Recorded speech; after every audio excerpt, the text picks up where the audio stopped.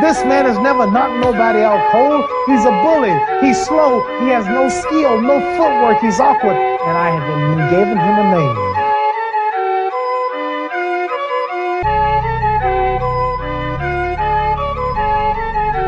Because he fights. When he's fighting, if you ever watch him in the ring, he drags like that after his opponent.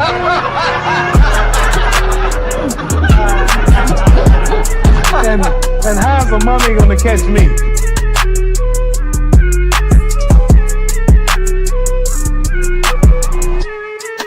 And all I had to do was to go out and beat a man who had no skill, no class. Seriously, the man had no skill. I don't know why the world is so foolish to believe in him and think that I wasn't going to win.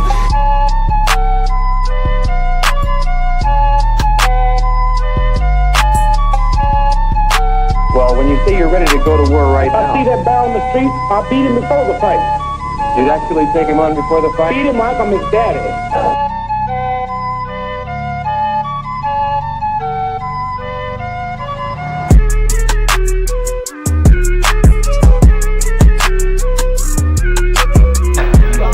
Basketball players out there, football players, they want to beat so bad, they want to get everybody. I'll go to Mars, I don't care.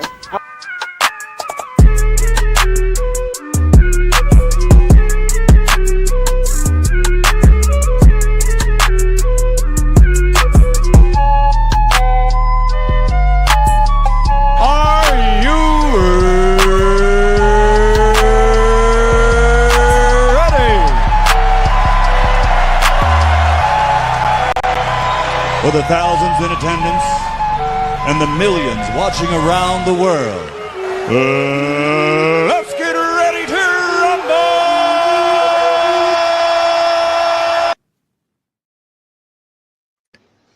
Hello, everyone. Welcome to Lights Out Debates, where we don't have a catchphrase. Yet. Welcome, T Perfect. How are you today, sir? Great, man. Enjoyed some festivities last night and ready to see what we can do here. We're going to be debating who's greater, Bob Cousy or John Stockton. I'll be defending or arguing for Bob Cousy. I think it's not very close in this debate. I think that Bob Cousy has so much more achievements, accomplishments, and he's got near the statistical dominance as John Stockton. So I think I'm going to walk away with a W on this one. What do you got to say, T Perfect? I completely agree. Well, I mean, like you said, it's when we're talking about these two players, Cousy has a lot of advantage, but I think that Stockton is very understated as far as, a lot of when you talk about a lot of players, he doesn't, have like some of the accolades awards or whatever voted on things that some of them might have, but he excels in other areas, and I'm going to do my best to actually highlight those and how they compare to Cousy and really kind of emphasize the understated breadth of his career and hopefully win that way. All right. Well, you went first last time, so it's my turn to go first. If you don't have anything else to say, we're gonna get this going. We're all good. All righty.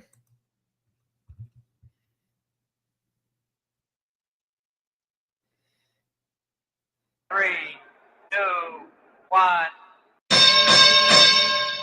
First off, I want to just say that Bob Cousy is greater than John Stockton.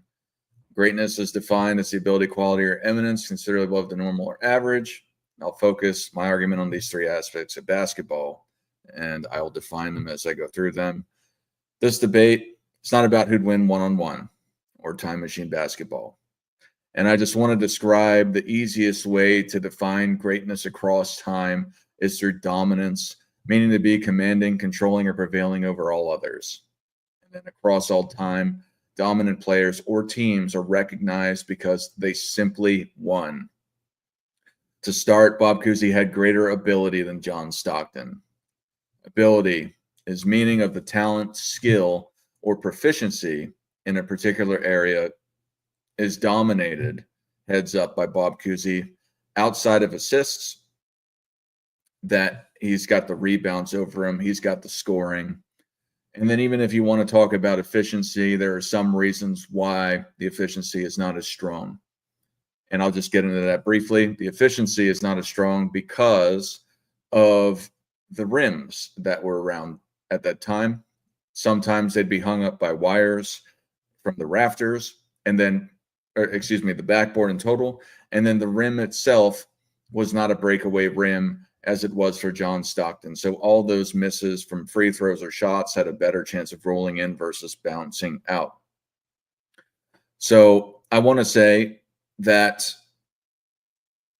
first, Cousy won 8 assist titles in a row, which were compounded with significant achievements and titles and I'll get into that later. For career high game records, Cousy outperformed Stockton in rebounds 17-9. He outperformed them in points 46-34. And then he had 19 triple doubles to Stockton's 0. And they tied for assists for their career highs. Cousy's best playoff averages, regular season averages, and best playoff averages all are greater than Stockton's in every measured stat that they had accounted for both except for assists. And then, as I said, for efficiency for all of those things, there's reasons why. The three-point shot also didn't exist during that time, so we can't account for that skill set, although Cousy was known for shooting from deep often. With this, though, they still had similar free throw percentages on top of it. They were almost identical. I just want to say plainly that with all of this considered and with all of the variables taken into account, Cousy had greater ability than John Stockton.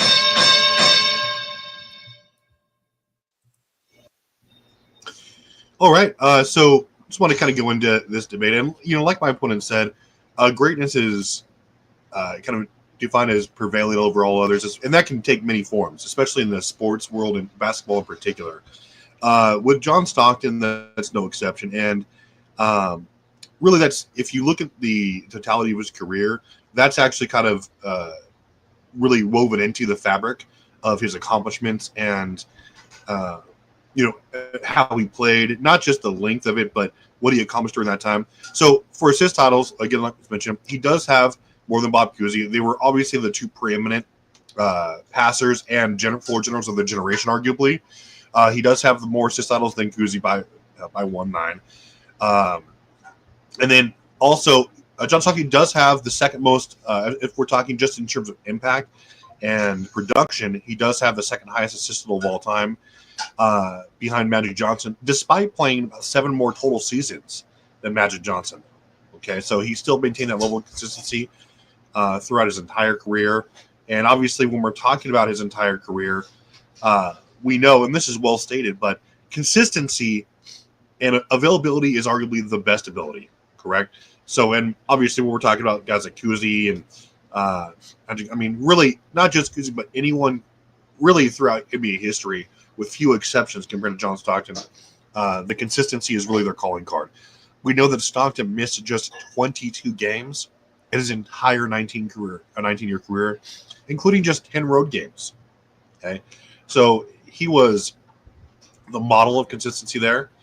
And also, if we're talking about consistency married to production, very few players can make that claim where they were playing longer, much longer than just the league average, and they didn't fall off. You guys like Karl Malone, Wilt Chamberlain, LeBron James, obviously, but Stockton's up there as well. Okay, so John Stockton has 24 major statistical titles in his career. Okay, that's actually third all time, only behind Wilt Chamberlain and Michael Jordan, including playoffs. Okay, so we see that John Stockton there, basically every single season, can be counted on to leading from the front, being very consistent, really just depending on, really just been whatever situation he was in, he was going to show up. And really the difference between these two players is Bob Cousy really came into a fantastic team. He was, he came into a team that was, and we'll talk about that in a second. Yeah, so Bob Cousy really was the forefront of the team pre-Russell. And even when he was on the team with Russell, he was still the captain of the team. He was still considered a fantastic piece of it. So really with the assistance, or the addition, I should say, with Russell, is still, because Cousy was a major factor during the time that he played there. So Bob Cousy was more than just an assist guy. To say that you're talking about that he was he had the second most assist usage, I believe. I forget exactly what you said. But Bob Cousy was more than just an assist guy. He also rebounded significantly for a guard across all time, with nearly 6 rebounds per game, and was often the highest scorer on the Celtics for a majority of his career. So he pretty much did it all. So games available is fantastic, but what results did that get him in championships or awards outside of that? Now, he did have a ton of statistical titles, which is fantastic, like you had mentioned. But I also want to add that Bob Cousy also got statistical titles throughout his career for the most part, 8 out of 13 total seasons for assist titles. And he didn't fall off significantly. He had a brief comeback in 1970, which is, you can account for it, but his was 7 years removed from the last time he played basketball. But it also, Bob Cousy, with him being consistent, is shown through his awards throughout his career as well, which I'll get into later. So Bob Cousy was a better quality player than John Stockton. Quality is a degree which an object or entity satisfies a specific set of attributes or requirements. This is defined through the success someone helps bring to their team. Bob Cousy's specific individual numbers were described in my previous round, and I'm going to talk about how he had better quality contributions to his team and had more team success. Bob Cousy had 6 championships throughout his career during his time with the Boston Celtics. John Stockton won 0 championships. Bob Cousy had a higher regular season win percentage than John Stockton, with 65.5% to 63.4%. Bob Cousy also had a higher playoff win percentage, with 57% to 48%. Bob Cousy is also the most dominant assist man to win titles in the same year. He did it 3 times in his career. No other player in NBA history has done it more than once in regard to assist titles. John Stockton never did this with any of his statistical titles. To be clear, Bob Cousy accomplished more with his team in less time and was more dominant as an individual while doing so in less time, with these compounded effects. And I'm going to talk about more of them in the next round. Cousy simply had more quality contribution to his team's success than Stockton. All right. So as we were getting into kind of the first round, we already emphasized that this is really a comparison between really how they contributed and how they produced in their roles. Okay, obviously, they were the leading men on their teams as far as being the floor general, being the initiator of the offense. And it's pretty clear that Stockton actually was superior in many ways than Cousy was, as far as, again, just a little bit more consistency when it came to statistical dominance, as far as, again, he had the more assists. Obviously, there's caveats and there's production issues. Obviously, when it comes to eras, why the numbers are different, and that's fair. But we saw that Stockton was consistent. He had more assist titles, higher assist level. He played longer. He played more games. He was far more consistently on as far as his career goes. And also, let's get into the fact that obviously that's a huge calling card for people, especially in this comparison where you have the six rings for Cousy versus 0 for Stockton. But also, what's important to know is that Cousy joined the Celtics in 1951, and until that time, until 1957, when Bill Russell joined the team.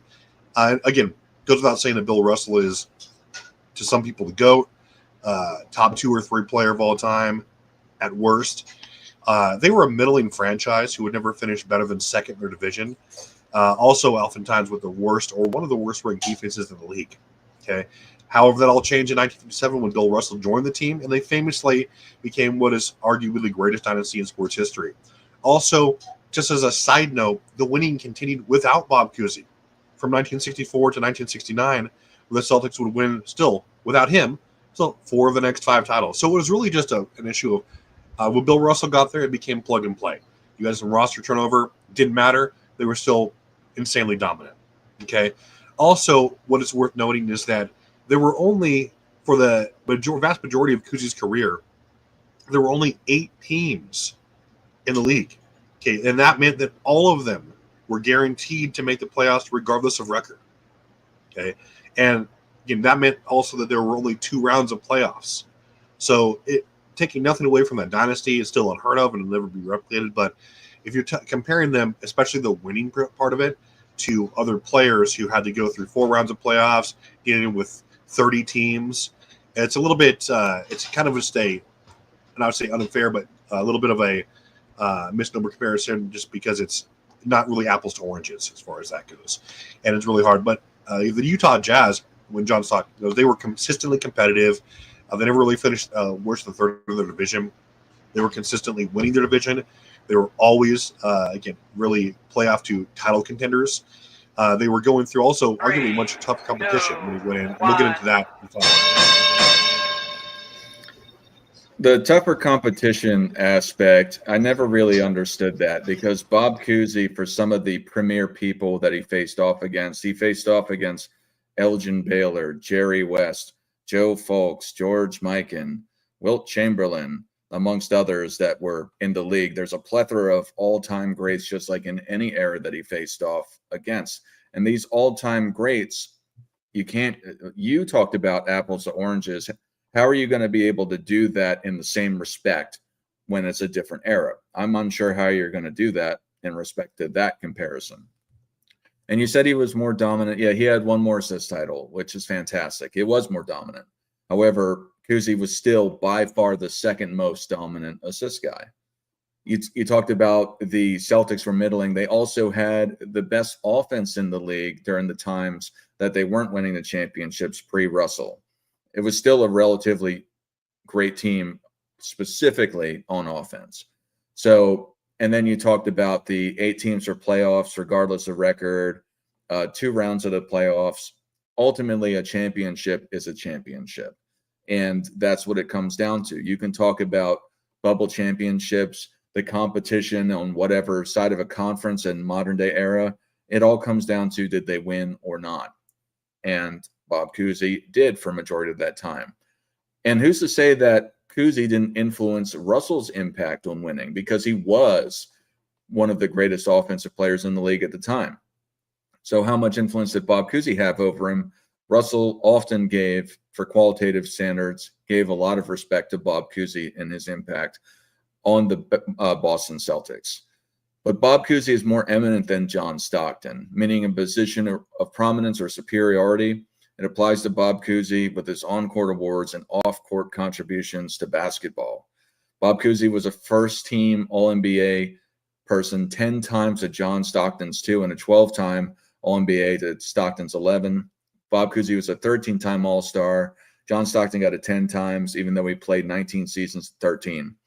Bob Cousy's a 2-time All-Star MVP, where Stockton's a 1-time All-Star MVP. Bob Cousy won an actual MVP and then 3 hindsight MVPs, which that doesn't particularly matter. But also, Bob Cousy also won a championship during the year he was an MVP. So he also was the second bona fide superstar in the NBA after George Mikan. It's the first flashy superstar passer in the NBA and influenced people throughout it, whether they want to admit it or not.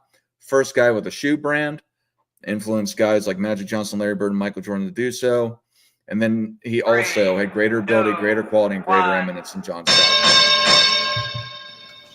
Yeah, so ultimately, this is going to be, and again, appealing to the people who are actually going to be voting on it. It's like the discussion is really just going to be like who did it better as far as, again, their individual positions, who produced more, who did it at a higher level. Obviously, you can factor in things if that's your cup of tea, like how their team succeeded, and how one guy didn't succeed, or if that's how you rank players is just as by rings and not you don't really factor in or what percentages. That's all you. It's up to you to decide. But I think it's pretty clear that as we went over, John Stockton was almost virtually second to none as far as actual point guards go. Again, he outproduced Cousy just by the sheer numbers, by the sheer playing him out there. He was far more consistently on the court for his team. He produced much higher because he had a higher level Cousy essentially played only 13 seasons. He only played about 5 or 7 games in 1970. But again, when John Stockton came out, he was very consistent. He only fell off a little bit during his last season. But it's all about what you do and the way that, I mean, he had to go through guys like he had Clyde Drexler, he had Hakeem's Rockets, he had Magic's Lakers, Michael Jordan's Bulls. He came into arguably the toughest and hardest era in league history, and this is where you just had to win one series and you're in the finals, and you have the best team, and you have arguably the best player in the league and in NBA history, and Bill Russell, to basically carry you to 6 championships. But we had basically this gentleman. Yeah, he did win. We're not going to sugarcoat that, pretend like he did something he didn't do. But when it comes to being consistently great at what your job is, then arguably no one did that better than John Stockton. Again, he outproduced guys like Magic Johnson. He was far more consistent. And at the end of the day, that's really what it's all about. Greatness is producing at a high level. You let the chips fall where they may as far as winning. It really depends on your team makeup, health, all these things that are really beyond one man's control. And we really saw that during Cousy's career, where they didn't really even sniff a title with all those advantages, with having to only win 2 series. And they didn't until Bill Russell came and was really the actual anchor of that team.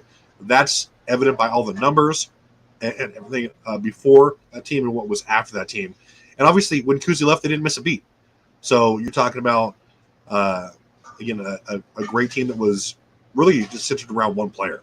And he elevated those guys. Those guys were great, sure, but John Stockton was the model of consistency, the model of actual production. His records, he's actually the only player in league history to lead in at least 2 major statistical categories all time. So I think that's something as well. I thought this was a fantastic debate. I feel bad because I think it was too much, overpowered. You should have pushed back when I brought this up, because it was like, even though they compare, it's not.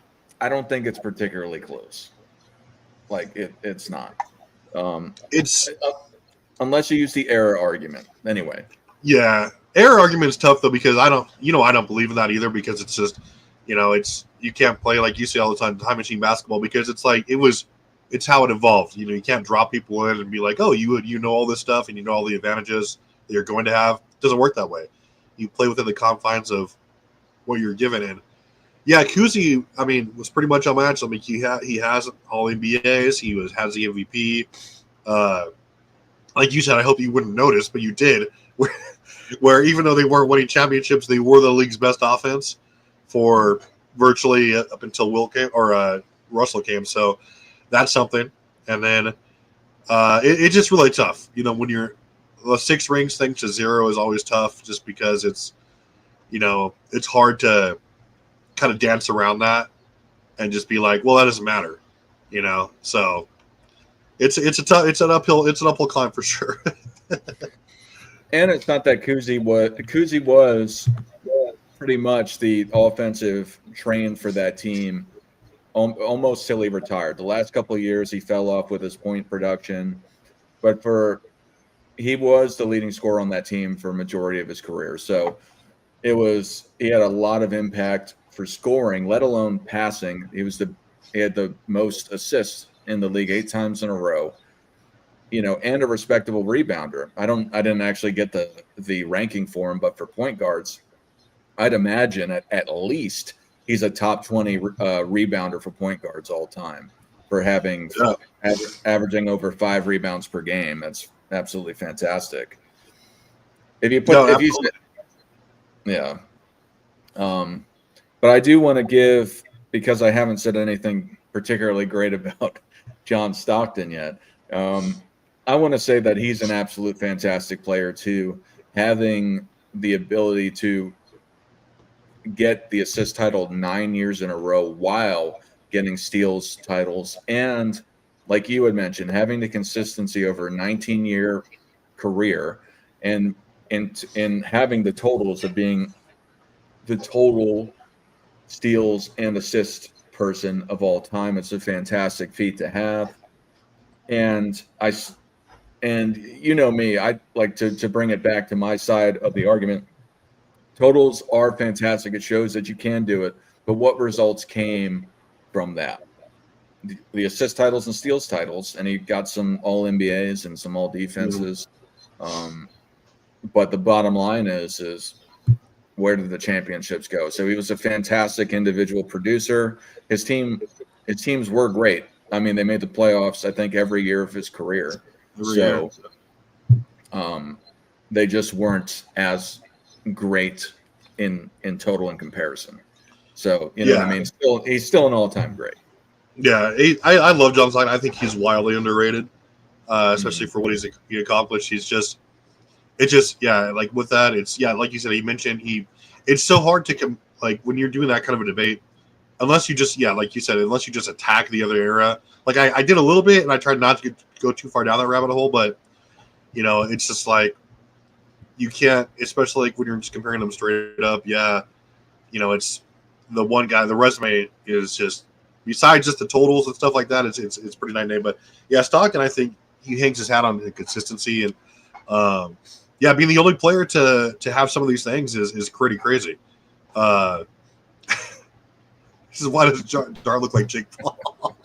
Wondering out myself a little bit. It's got to be a toupee. That's what I'm guessing. But it's real. I grew it out. Nice. It all happened recently. Less than a week. It's impressive. Yeah, less than a week. I mean, I think Stockton is a worthy opponent. It just Cousy is, almost in a league of his own, like you said. Like he's up there with other guys you'd have to compare to him, like as far as greatness goes. Like he can Magic or like Jordan, even some of these guys whose resume comes close to that. Like as far as his accolades. I think he's got to be a top 5 guard, period. You know what I mean? Yeah. Like you could say Jordan. I think Jordan definitely does it. I think Kobe probably does it. I think I would say Kobe does it too. But it's that no. Kobe's a maybe. Magic's a maybe. Jordan definitely. Who else was in that conversation? Like guards. I would put Kobe top 5 guard. Cousy for sure. No. I mean above Cousy. Oh, above Cousy. Above. If we're just looking at the totality of his career, Mike. You could argue there might be an argument for Jerry West in some regard. Obviously not the winning, but like just being dominant. I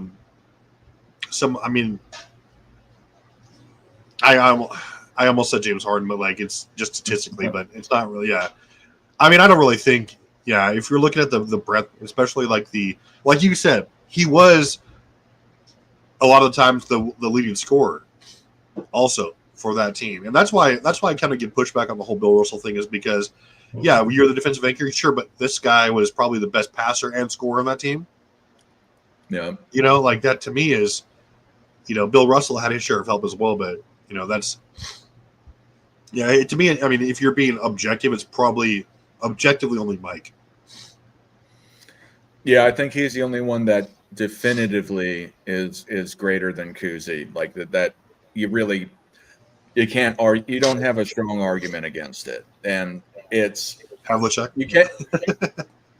Well, that one's a funny one. Just a sidebar. When they're like, "Oh, well, look at his totals and look at his some of his stats. They're similar." But he was a forward on top of it. So his role, particularly with the rebounds, and he was a great scorer, but he wasn't. It was really just his total points that were similar. What is it, like a 6-point difference otherwise for the averages? Yeah. But yeah, and that's not to say that John Havlicek wasn't a fantastic player, but you had Cousy and you had Russell, and you you had Sharman and Heinsohn and all these guys. But Yeah. then it transitioned, and then you had the guys coming into their own with Casey Jones, and you had Sam Jones, and then you had John Havlicek. So I mean, like, you know, and Haley, I can't think of the guy's name right now, but the aspect of it is that the team was just a great team, and they had the guys coming in and out. And I just had this debate with the Casual the other day, and with you with the Tim Duncan, with the when he came in, had a great impact. They immediately did a lot better. But also, now this is in contrast to when Bill Russell left, but in respect to Bob Cousy, well, I mean, they still had a great team when Russell left. They just weren't winning. So it was still a relatively good team. But yeah, anyway, it's not exactly the same, but they but still. Anyway, what ideas do you have for next debate? So I was kicking a few around just because I was like, I'm pretty sure I'm going to get smoked on this debate here. Or but we want to tell ones, but I think there's a few places we could go to. Like I was thinking about like it's because I did want to stay or keep with the player to player ness there. So I mean that's the thing like I was gonna think about like Magic Johnson versus, and not even just like necessarily their not even by position, but just like the greater thing, because I think it allows you to mix and match, right? Yeah. We could do like I just to test the waters here. I kind of did want to do the LeBron versus Mike thing. Oh, I'm down. Yeah, I think that would be fun. Just because obviously we could rehash it in a different way, you know, or we could do something like I was thinking about. This might be weird, but like we could do like the like Magic Johnson versus like Chris Paul or something, or I mean Larry Bird versus Scottie Pippen, something like that. But I think the Mike versus Jordan thing might kick it off well, and we give our own spin on that, because I think they'll be a lot different. Because I'm definitely not going to argue the same way as other people, but and I appreciate that dreams money could buy. I feel like I won that debate, and hey, I had to go with the judge's decision. I wasn't going to sit there and argue with them, but you know, I felt like I did win that, and just because you know my opponent was really just saying no, I'm right. But and I told you this off air. If how the debate was structured is Lamont just had a wishy-washy criteria in respect to, are you the GOAT at something? What does that even mean? You know what I mean? Or I forget it's like exactly when you have criteria that's just like so generic like that, it's just like it's easy to just say, hey, I have these terms up here, and you just throw names at it, and you don't have to. No one calls you out. You don't have to define anything. And I knew he didn't answer any of the questions I asked him. Like, okay, what are they GOAT in? You know, and it's just, you know. Well, yeah. In respect to what Dreams Money Can Buy is saying, you had a fantastic case, and if the debate was framed more, I think fairly is a good term, in respect to Lamont just doesn't have to say no the entire time. Yeah. Then you would have won with your evidence-based claims by far. But I think the debate was, what was the debate? What was the actual debate over? The debate was if his criteria consistently aligned with his top 10, but like you said, it's just whenever I come up, it's just like a denial thing, because he just kept saying, well, he fits in that, but he didn't have to answer any questions. Initially, when I called him, I was like, let's just do. His whole show was about Kobe isn't top 10. That's the whole thing, right? And I said, I called him up and I was like, let's just do Kobe is top 10. I'll make the case. You refute it. And he's like, no, I don't want to do that. Let's just go out to my. I'm like, what? Okay, whatever. And so that's what we ended up doing. So, yeah. No, but you had fantastic evidence-based claims, and if it wasn't just if Lamont just didn't have to say, no, you're wrong. And he gave some explanation for some things, but still it was a lot of it. I felt like he didn't give as much detailed explanation. Yeah. So he got to just say no. And then what are you going to say? Because yeah. Because at that point, it's just like you're saying, no, you're not thinking this way. And it's just like what his opinion is. And like, you can't really say, no, that's not your opinion. It's just, it was really murky at the end. But so what are we doing? Are we doing Mike versus Jordan next time? Jordan versus LeBron next time? Yeah, we might as well do LeBron versus Mike. And I'll try to think of a catchphrase for us, too, in between that time. See what's going on there. Who do you want, Jordan or LeBron? I'll let you stick with. I'll do LeBron, man. I'll let you do your wheelhouse there. I mean, I can do LeBron. I mean, it's just, I don't know. I just don't find LeBron, and this is just a sidebar, I just don't find it really convincing that he's the greatest player of all time. I think I made a tangible criteria based off of awards, accolades, and achievements and titles. But the aspect of it is that with everything, it's still really what people say, except it's not attached to numbers. What really is a saving grace is that he's been consistent, longevity in a word. He's been consistently great in some capacity his entire career, mostly. You know what I mean? And is Dreams Money Can Buy says Dart Travis's GOAT is LeBron now. Told him that. Yeah. So, I mean, I still say that, like, it's only because of one thing, but I still think, and I never will not think, that Mike has the most balanced resume of all time. I don't think that's debatable when you look at accolades and achievements across the board, what you check, I think it's Mike. So potent, dude. It's so potent. It is potent.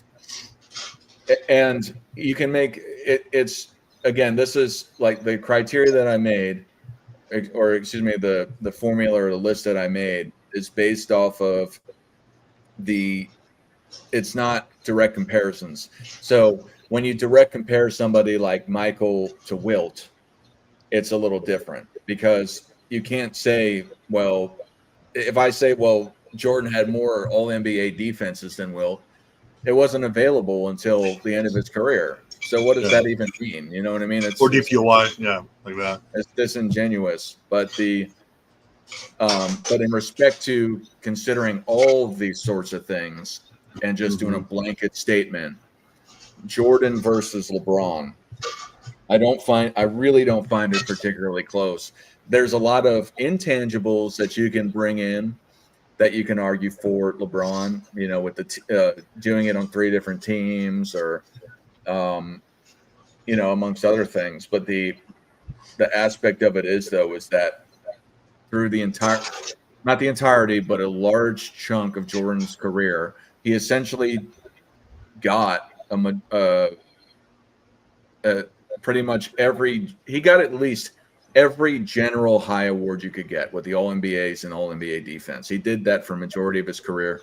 And then he got the highest awards or titles for almost the majority of his career, with 5 and 6 for the MVPs and the championship. So, I mean, to me, it's not really even a discussion, because in comparisons to guys like Bill Russell, he won the championships, but he was losing All-NBA first teams to Will Chamberlain. So, there was always one in that dynamic. They were more like this because it was like this in respect to the different.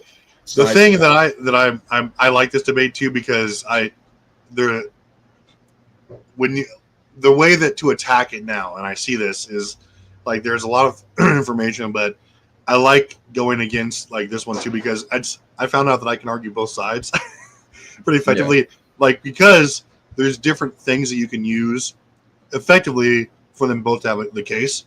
And especially with LeBron, if you super deep dive, there's a lot of ways you can come at Mike's career. But like what you said is correct. Mike was one of the only players to be like, yeah, I won all these awards this year. Like, he's kind of like Kobe Bryant in that regard, where he was winning all NBA defense versus all, like every year, things like that. And then, but like the peak thing too is close. But there's a way I'm gonna frame and attack it, which I think it'll be a great debate, and kind of throw some curveballs. And that's one thing I actually like. I like to get opinions on, like, people who watch, because it's just like I hate the way they argue in a lot of circles for LeBron. Because there's a way to do it without doing things that are disingenuous, like attacking other eras or attacking Mike's era specifically, attacking his competition, all that stuff. You lose credibility, I think, with voters and people watching you, because you have to go to negatives instead of just highlighting a player's career. And I think that's really dumb. And there's a great way to do that without coming down and trying to go that way towards Mike. And I look forward to doing that. Yeah, absolutely. I think it'll be a great debate. I've actually never debated for Michael Jordan. I mean, really? Not in a standard, what we're doing now, so perfect. But perfect. I mean, it's not, again, like the way I look at greatness, it's not really that close. Like, he's still a fantastic player. I just think that the level of, the difference of wherever you want to put LeBron, the difference between him and Michael is so fantastically different. And then when you go across all time, it's even more so. You just, if you're the only thing is direct comparing. Like, there's a difference between all time and then a direct comparison. So, like I said, with Wilt and Michael, you can argue that Wilt directly was greater than him, but not across all time. You get what I'm saying? And not all time as it is now. You know what I mean? Yeah. Absolutely. Hopefully there's a future. For sure. What's up? I wasn't sure if you're going to say something after that. Oh, no. Okay. Dreams Money Could Buy says intangible things for LeBron, like being passive-aggressive, sitting at the end of the bench when angry, or missing games to send his teammates a message. I think LeBron is super corny. Like, I don't understand, unless you're a fan of just his game on the court. And he's a great player. He's been effective. He's one of the most effective players, most dominant players in respect to winning championships and these awards, particularly. He is corny as all heck, though. Like, I mean, who actually thinks this guy's cool? I don't know. What are your thoughts on that? I don't know. I've never been a huge fan of his. I think he's soft, and I think that he's the way he conducts himself in certain situations. I've never been like a huge fan of him as a player. He's one of my least favorite players of all time. My favorite player ever is James Worthy. But I don't, when I'm ranking players, and I don't use things like, oh, hey, he flops or anything like that to rank players. And I don't think anyone else does either. Or like, they might say that's about LeBron, but I guarantee you it doesn't factor into their all-time rankings. They don't have a consistent criteria that uses that, because you can't. And it's all about, to me, just production and what happened on the court. Regardless of what what your eye test tells you about maybe his demeanor.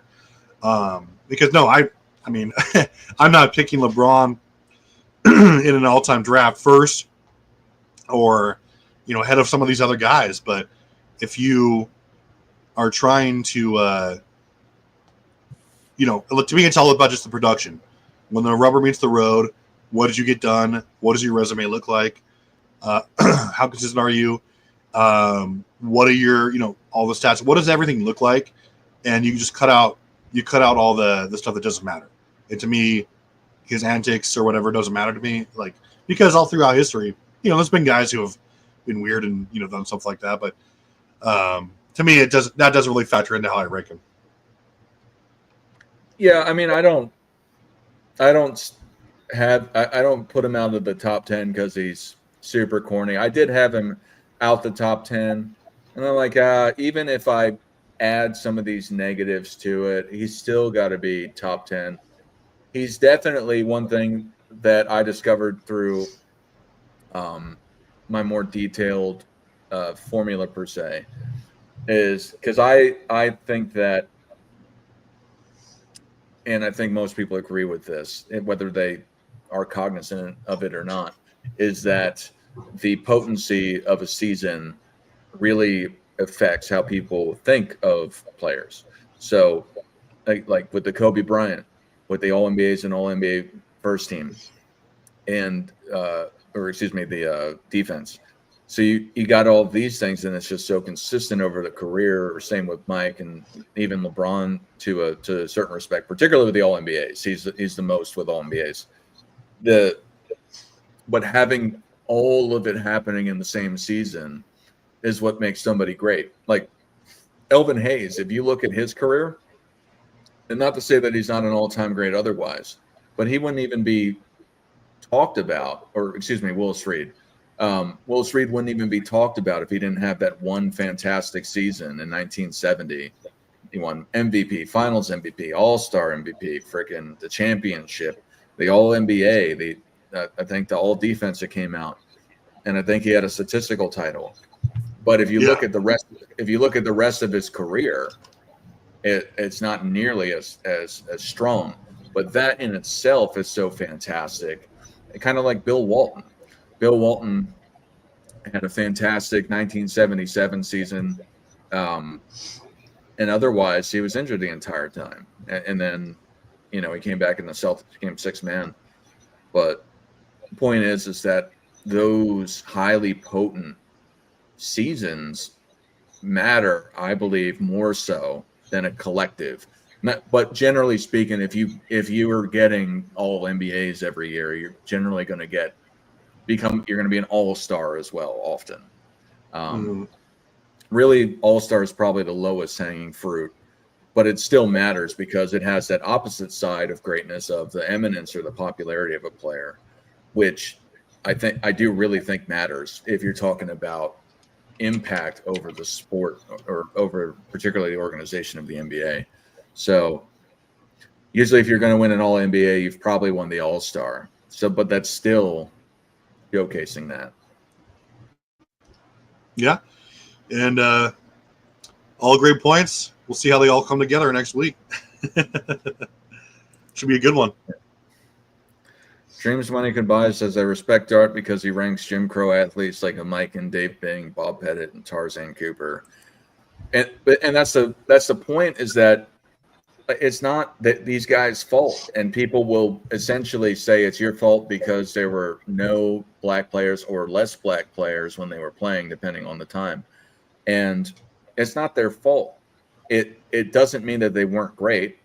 If there were some black players in the league during that time or more, could they have been better than these guys or greater than them? Yeah, absolutely, maybe, but we don't know. And again, it's like the putting Giannis back in 1970. Oh, he would have scored 200 points. For one, he wouldn't have, and two, it's all conjecture. It's all nonsense. So yeah, you put a great black athlete back during that time. Yeah. I'm sure they would have been fantastic. It's nonsense because when people say stupid stuff like that, like LeBron said, which was ridiculous, like about the Giannis thing, it's you're forgetting that, was he a talent? Sure, but he wouldn't have been the same player he is now because the equipment's different, the rules would have been different, what he would have been, his spacing would have been wildly different, the way they played defense, his conditioning would have been insanely different. He would have, it would have been great. Sure. I mean, the great ones always are. They rise to the top, but he wouldn't, you wouldn't have been like, okay, cool. I know all this stuff about basketball compared to these guys who don't, because I just came from, 70 years of feet. Like, it wouldn't work that way, like it never, like, it just, people don't take it into consideration when they say this dumb stuff. Like, would there have been great players you could juxtapose to any era? Of course. That's the way, that's the way sports works. But, to just say, oh, yeah, like the guy said about LeBron, if you dump him in the 70s, he wins like 15 straight titles. One of the more asinine quotes of all time, too. So, when people say that, I just don't take them seriously, because especially if they double down on it, because it just shows bias and a lack of actual basketball knowledge.